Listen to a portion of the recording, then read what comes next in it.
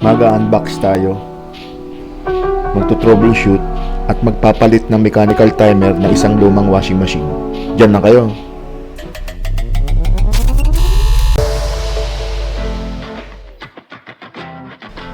Magandang araw sa inyong lahat. Nandito na naman tayo upang ipakita sa inyo kung paano magpalit, mag-troubleshoot ng isang mechanical timer sa isang lumang washing machine. But first, ito na naman ulit tayo. Papakita ko muna sa inyo itong nabili ko sa Shopee. Sa halagang 170 pesos, including na yung delivery. So, ito ay sa tingin ko ay worth it compared dun sa bibili tayo sa Raon o sa ibang store na walang kasiguraduhan kung meron ng stock o wala.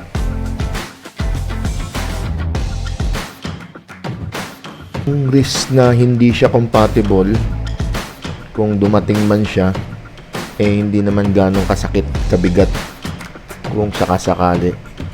Dahil, ayun nga, nasabi ko sa inyo, 170 pesos, kayang-kaya ng bulsa natin to kung magkamali man. Pero, sa tingin ko naman, okay siya, no? Yung materialis niya. So, after checking, so, makikita natin na identical yung unit, yung sira at itong nabili natin sa Shopee.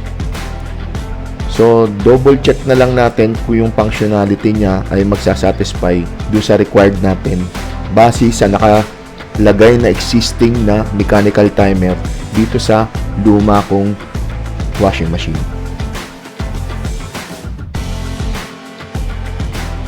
So, gamit ang tester para ma-check natin kung gumagana nga, walang sira ang ating bagong unit.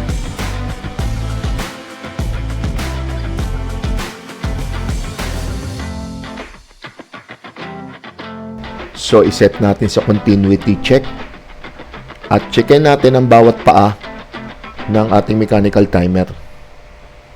So, napakasimple lang to. Magkakaroon lang ng on and off sequence ang isa sa dalawang paa. Ang pag-on ng isa ay siya namang hudyat na mag-off ang isa.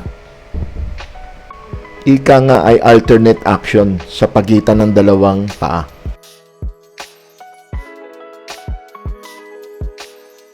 Kung kayo ay satisfied, ay pwede na natin itong ikabit.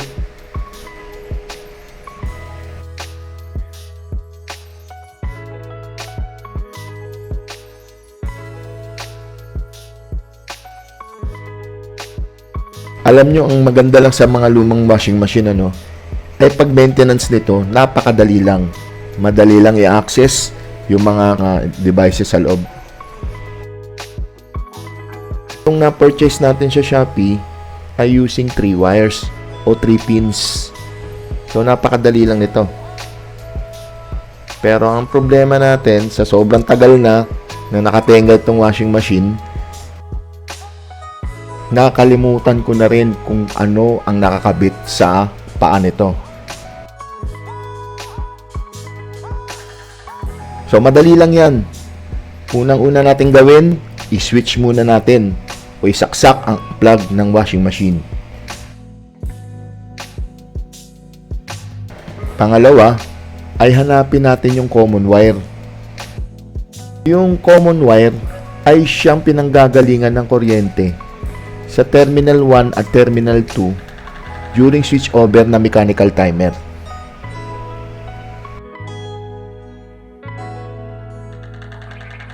So, paano natin gagawin?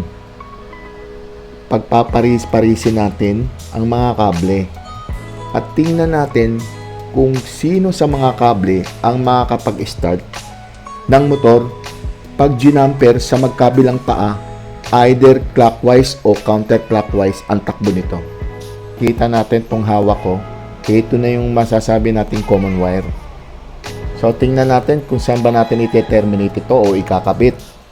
So, yung common wire ay ang ikakabit natin sa nakahiwalay na paa ng mechanical timer switch.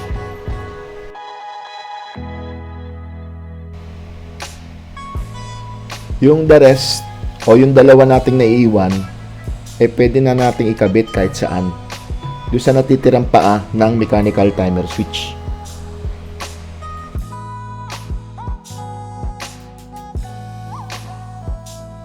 Paalala, bago tayo magpatuloy, ay siguraduhin muna nating nakatanggal ang plug sa ating outlet.